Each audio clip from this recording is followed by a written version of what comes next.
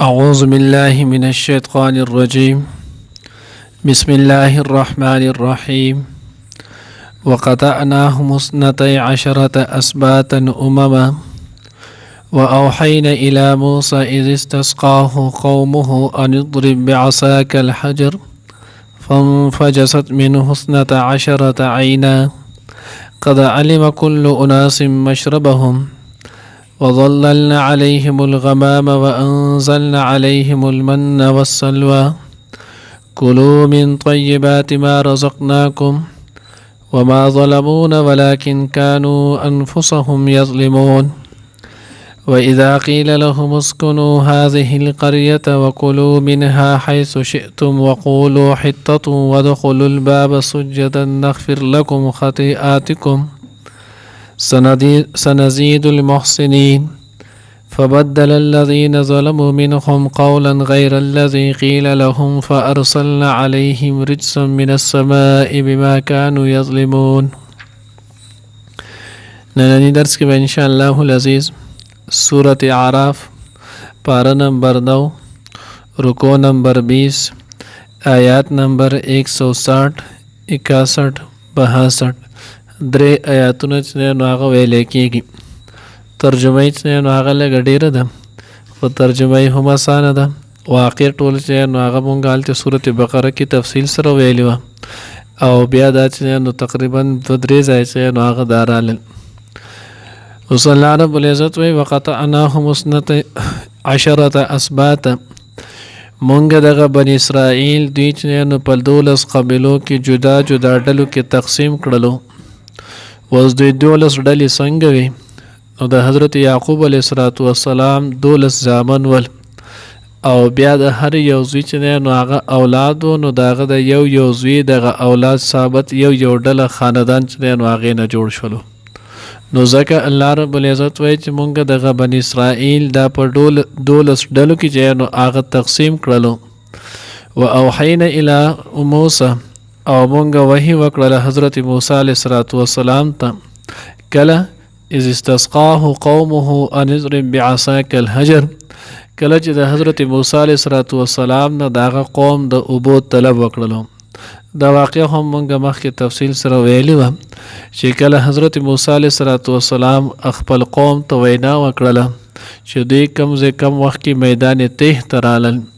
نو میدان تیه ته چې رالل نن سبا د هغې ته چې نو هغه وادي سینایي وی. نو دغې وادي سینایي ته چې کله دوی راللو نو په دغه وخت کې دوی ته الله جل جلاله وی چې ستاسو مقدر کې ملک شام دا ستاسو مقدر دی خو صرف تاسو هلته لاړ شئ او د قوم عمالقه سره وجنګېږئ د هغوی سره جهاد وکئ. نو دوی په دغه وخت کې د کمزورۍ اظهار وکړلو. حضرت موسی علیه السلام ته وفرمیل فاذهب انت وربک فقاتلا ان هاهنا قاعدون تو او ستا رب دې لاړ شي د هغوی سره دې وجنګېږي جهاد دې وکړي. مونږ خو بدلتې ناست یو مونږ نه شو تللی دا ډېر زورور خلک دی. الله جل جلاله د دوی په دغې بېادبۍ باندې په دوی باندې چې نو هغه دغه ملک شام برکتي ځمکه دی په دو باندې حرامه کړله. 40 کاله پورې دوی میدان تیه کې پاتې شول. د میدان تیه هلته موږ ویلي ولو د دې 36 میل د دې لمبایي وه 24 میل چې نو هغه د دې چوړایي وله او دا د سمندر د سطح نه تقریبا 5000 فوټ کې چې نو هغه د دې بلندي اوچتوالی ولو. اوس دغه ځای کې ولو او بیا دا چې نو د دې یو علاقه یو سر تقریبا آلت مصر سره لګي. په 1967 جنگ کې چې نو هغه یهودو په دغه علاقې باندې غلبه کړې ده او د هغې چې کم فوجي علاقې دي کامیابي چې په هغې کې تیل آیل وغیره دا شیزونه پکې دي نو په هغې علاقې باندې هغه وخت چې نو هغه یهودو حمله کړې قبضه کړې ده او تر نن ورځې پورې د هغوی سره دی او د هغې د وجې نه فلسطین او دا ټول مسلمانان چې نو هغه په لړزان کې دي. بهرحال نو دوی چې نو هغه په دغه ځای کې ایثار شولو. بیا په دغه کې په آخر وخت کې چې نو حضرت هارون علیه السلام وفات شولو. بیا د هغوی د وفات نه وروسته حضرت موسی علیه السلام هم وفات شولو. بیا د حضرت یوشع بن نون علیه السلام چې کوم د موسی علیه السلام شاګرد خاص ولو بیا ول الله جل جلاله نبوت هم ورکړلو. نو د هغوی په دور کې بیا الله جل جلاله د علاقه دوی ته فتح کړل څنګه چې مخکې مونږ ویلو کله چې دوی چې نو هغه خپل پیغمبر ته وی زمونږ دپاره چې نو هغه یو بادشاه ملک چې نو هغه مقرر که مونږ به د هغه په معیت کې چې نو هغه وجنګېږو. دویمه سپارې سره چې نو هلته تفسیر تیر شو الله رب العزت دغه شانتي وکړلو طالوت د دوی په چې نو هغه بادشاه مقرر شو د هغه په معیت کې بیا دوی چې نو هغه سره وجنګېدل الله پاک ورته دغه علاقه دا فتح کړه. نو ګوره الله رب العزت سره د دغه قوم چې دومره بدبخت ول د واقع کې مختلف مخکې مونږ ویلو قرآن یو قصه ذکر کوي د هغه د خاص عبرتونو دپاره ذکر کوي داسې نه د عام چې نو هغه د قصې کهانۍ کتاب نه چې د اول نه شروع کړي او د آخره باندې ولګوي خاص. نو دلته الله پاک دا ښیي چې بني اسرائیل دومره چې نو هغه د الله د پیغمبر نافرمانه خلک ول خو د دغه نافرمانی باوجود د دوی چې کم شیزونو ته ډیر زیات ضرورت الله رب العزت ول د هغه نافرمانی باوجود بیا مور کړی دي خو الله په خپل اصلي نعمت چې نو هغه په حرام کړو هغه ملک شام هغه برکتي ځمکه د هغې چې نو هغه زیارت ول الله پاک ورنکو د هغې د شیزون نه چې نو الله پاک مالامال نه کړل خو د دې ته د خوراک ضرورت الله رب العزت ول د من او سلوا چې نو هغه تنظیم وکړو دې د چې نو هغه د اسکاک ضرورت ولو الله رب العزت ول د هغې ګټې نه چې نو هغه 12 جنې چې نو هغه روانې کړي د غرمو نه د دې ته بچاو ضرورت نو الله پاک خو د دې آبادیانو یا د دې ښځو محتاج نه دی الله پاک په چې نو هغه د وریځې سورې وکړو. نو سم دا یقین او عقیده ساتل پکار دی چې الله رب العزت زما مقدر سره لیکلی عقبی خو کم اصل شی چې نو په هغې باندې زمونږ د هیچا نظر نه ځي هغه زما او ستا ګناه دی. دنیا کې چې څومره هم فساد راځي څومره هم چې نو هغه مشکل راځي نو په هغې کې مین شی چې نو هغه د انسان ګناه دی د لاس اثر دی ځکه الله فرمان دی ظهر الفساد فی البر والبحر بما کسبت ایدی الناس. باقي ورځ کې مونږ وی درس کې نو هغه مشکات جلد ثانی کې په هغې کې چې نو هغه د الله پیغمبر د دوو ګناهونو دوه لوی چې نو هغه سزاګانې ښودلې. الله پیغمبر فرمایي مفهوم د حدیث دا دی چې کم قوم کې زنا عام شوله الله رب العزت به دغه قوم چې نو هغه په قاد صالح باندې نیسي. حضرات محدثینو بیا د هغې تشریح کړله نو قاد صالح دې ته ګورې یوازې نه ویلی کېږي چې باران به نه کېږي. قاد صالح 3 صورتونه ذکر کړو. یو صورت د قاد صالح دا دی چې بالکل باران به نه کېږي هر څه اوبه موبه دا به ختم شي ځمکې او بنجرې شي. دویم صورت دا دی چې بارانونه به کېږي خو پیداوار به نه حاصلېږي لکه تاسو اوس وګورئ موږ سره هغه هم کېږي پیداوار چې راورسېږي یا پې دریاب راشي سیند پې راشي هغه هر څه په مخې سره ویسي. او درېیم صورت چې دی نو دا دی چې پیداوار به هم وي خو د هغې نرخ به دومره سیوا شي هغه به دومره ګران شي چې د خلکو د اخیستلو نه به هغه وځي. نو چې کم قوم کې زنا عام شوله دوی به الله پاک یو په دې نیسي. په کم قوم کې چې رشوت عام شولو دا قوم به چې نو الله پاک د دوی په وړاندې کې روب واچوي دوی به مرعوبه شي. اوس وګورئ مونږ ټول مرعوبه نه یو IMF راته دا وویل د هغوی راله دا راکول د هغوی راله راکوي قرضه هغه نه کوي داسې که ونه شو داسې به وشي. اوس دا ټولې خبرې د څه دي هغه قروب خو او هلته بیا وګورئ د هغې باوجود هر شی چې دی نو هغه په رشوت کېږي. بجلی بیل ته چې نو هغه په رشوت داخلې دو ساله میټر چې نو هغه میټرګې قدرت شی چې نو هغه ته له بغیر د رشوت نه راوځي. ستا د بچي په سکول کې چوټي چې دی نو هغه بغیر د رشوت نه منظورېږي چې ستا سره تعلق او قصه نه نو په هغه باندې به دا نه نو بارن الله د قوې نو بیا هم چې د دوی کم انتظام چې کم شیز نه لاچاري و الله ولا د هغې انتظام بیا هم په هغه حال کې سره د هغې نافرمانی وکړو نو روټۍ به الله پاک راکوي سره زموږ د نافرمانی خو چې کم خیر او برکت دی او کم سکون دی هغه به نه نصیب کېږي. نو دې وجې نه توبه چې نو هغه وباسل پکار الله دې موږ ټول ته نصیب کړي. نو الله وی دوی طلب د خپل قوم څخه هغه د موسی علیه السلام نه د اوبو کو مونږ ورته د قګټه وه دا غین روان شي فن فجست منه 12 عینه 12 چې هغه د روان شي قد علم كل اناس مشربهم دا جنانو هغه شرپسند هم پارسی به د دوی قصه او چیړه او غیمت جنانو هغه وه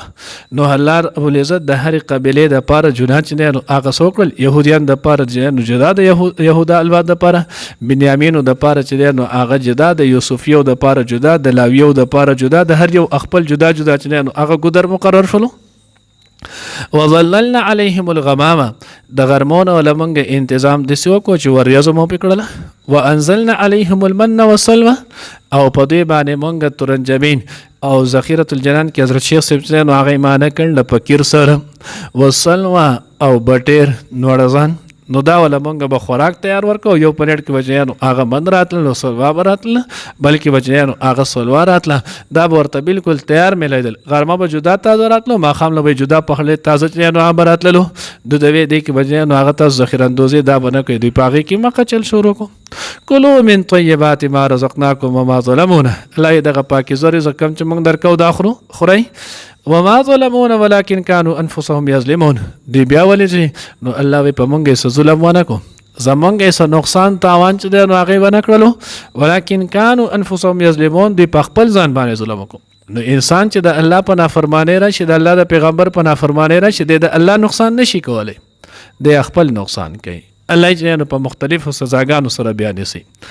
آیات نمبر 61 کې الله فرمای بیا الله پاک دی ته وې اذا قیل لهم اسكنوا هذه القريه بیت المقدس یا التمنگ ویلو اریها هغه کله کې تاسو نو هغه اوسېږئ وکلو منها حيث شئتم پای کې چې څه شی غواړئ تاسو هغه کم سبزی خورئ کم شی خورئ څه چې غواړئ هغه تاسو خورئ هغه به تاسو ته میلاویږي البته چې چل کوئ وقولوا حطه وای یعنی استغفار اهتمام کوئ تاسو جانو هغه یا الله زمون ګناهونه چې نو هغه مونږ توبه خې مونږه معاف کړي د استغفار چې نو هغه اهتمام کوئ وادخلوا الباب سجدا او دغه خرته چې تاسو داخليږئ نو په خارونو په دې دا گیټونو دروازې نو تاسو دغه دروازې ته چې نو هغه په سجده په حالت داخل شي نغفر لكم خطيئاتكم الله به مونږ به او به تاسو دغه ګناهونه سنزيد المحسنين او چې څوک پکې سور ډیر نیکانی نو هغه نیکان له موږ د هغې نه سوا اجر او ثواب ورکو فبدل الذين ظلموا نو الله وی بس بدل کړل هغه کسان چې ظالمانو منهم د دینه نو ټول نول خو ځینې چې نو هغه پکې نافرمان ول قولا وینا غیر الذي قیل لهم کما چې دې ته ویلی شوي د هغې نه ما سوا نور وي نو دوی چې کله دغې ښار ته داخلېدل نو دوی په شا باندې داخل شولو الله ورته په حالت د سجدې باندې داخل شي نو دې ټیټ شول او په شا باندې داخل شول سجدې چې نو هغه ونه کړه دومره عدول وکړه د حکم الله پاک ورته حته وایي چې الله مونږ خپل ګناهونو بخښنه غواړو استغفار کوئ نو دې د استغفار په ځای باندې چې نو هغه وی حنتة فی شعیرة مونږ له چې نو هغه دانې پکار دی په وږو کې دننه مونږ له خو غنم پکار دی زمون خو د غنمو سره کار دی الله وی فارسلنا علیهم نو دوی چې کله دغه نافرمانی وکړه مونږ راولېږلو په دوی باندې رزن عذاب من السماء حضرات مفسرینو لیکلي دي په دوی باندې الله پاک د دغې نافرمانی کې ونیول طاعون یې پرې راولېږلو نو چې کله په دوی باندې طاعون مرض راولګېدو نو د سحر نه واله تر ماسپښینه پورې او یا زره کسان چې دی نو هغه پکې مړه شولو نو د الله قهر ته بیا اسم شي چې دی نو هغه نه ټینګېږي ولې پې الله پاک کولو الله چې دی نو څه ظلم نه الله وی بما کانوا یظلمون دا د دوی د ظلم په وجه چې دوی د الله حکم ماتولو د الله د حکم عدولۍ کوله نو الله پاک په دغې عذاب سره ونیو موږ د الله پاک د خپل حکم عدولۍ نه وساتي وقطعناهم اثنتي عشرة او مونږ دوی چې نو تقسیم کړلو په 12 اسباطا قبیلو امما ډلو کې و اوحینا او مونږ وحی وکړله الی موسی علیه السلام ته اذ استسقاه په هغه وخت کې چې کله طلب وکړو د هغه نه د اوبو قومه د قوم ان اضرب چې ووهه بعصاک الحجر په خپلې امسا سره کاڼی فانفجست منه پس روانې شولې د هغې کاڼي نه 12 عینا چینې قد علم كل اناس په تحقیق سره پیژندلی و هر یو ډلې مشربهم خپل ګودر وظللنا عليهم الغمام او مونږ سورې کو په دې باندې د وریځې وانزلنا عليهم المن او نازل کړو مونږ په دې باندې من ترنجبین کیرو والسلوى او مړزان کلو خورئ من طیبات ما رزقناکم پاکیزه هغه څیزونه چې موږ درکړي تاسو ته وما ظلمونا او دوی ظلم ونه کړلو په موږ ولکن کانوا انفسهم یظلمون لیکن دوی په خپل ځانونو ظلم وکړو واذا قیل لهم او کله چې وویلی شول دوی ته اسکنو اوسېږئ هذه القریة په دې کلي کې وکلو او خورئ منها د دې نه حیث شئتم کوم ځای نه چې غواړئ تاسو وقولو حطة او وایې معافي وکړئ الا موږ ته ودخلوا الباب او داخل شئ دروازې ته سجدة سجده کوونکي نغفر لكم نو وبخو تاسو ته خطیئاتکم گناهونه ستاسو سنزيد المحسنین او زیاد به ورکړو نیکی کوونکو ته فبدل الذين ظلموا نو پس بدل کړای کسانو چې ظالمان ول منهم د دین قولا خبره غیر الذي سوا د اغه قیل لهم چې ویل شو دیتا فارسلنا عليهم نو پس راولې غلو مونږ په دې باندې رجسن عذاب من السماء الى اسمان بما كانوا يظلمون په وجه د دې چې دوی به ظلم کولو